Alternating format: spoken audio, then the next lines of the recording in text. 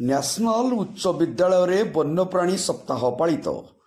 ବନ୍ୟପ୍ରାଣୀ ସପ୍ତାହ ପାଳନ ଅବସରରେ ବନ୍ୟପ୍ରାଣୀ ବିଭାଗ ତରଫରୁ ଛାତ୍ରଛାତ୍ରୀଙ୍କୁ ଚିତ୍ରାଙ୍କନ ପ୍ରତିଯୋଗିତା ଅନୁଷ୍ଠିତ ହୋଇଯାଇଛି। ସ୍ଥାନୀୟ ନ୍ୟାସନାଲ ହାଇସ୍କୁଲରେ ଆୟୋଜିତ କାର୍ଯ୍ୟକ୍ରମରେ ନୂଆପଡ଼ା ରେଞ୍ଜର ସୁନୀଲ କୁମାର ମିଶ୍ର ଅଧ୍ୟକ୍ଷତା କରିଥିବା ବେଳେ ନ୍ୟାସନାଲ ହାଇସ୍କୁଲର ବରିଷ୍ଠ ଶିକ୍ଷକ ସୁକାନ୍ତ ଶତପଥୀ, ଚୁଲାଭାଟି ହାଇସ୍କୁଲ ପ୍ରଧାନ ଶିକ୍ଷକ ପ୍ରବୋଧ କୁମାର ହୋତା ପ୍ରମୁଖ ସମ୍ମାନିତ ଅତିଥି ଭାବେ ଯୋଗ ଦେଇଥିଲେ।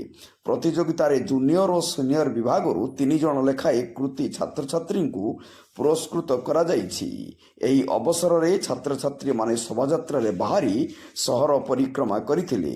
ନୂଆପଡ଼ାରୁ ପରମେଶ୍ୱର ମେହେରଙ୍କ ରିପୋର୍ଟ, ଜନତା ଏକ୍ସପ୍ରେସ।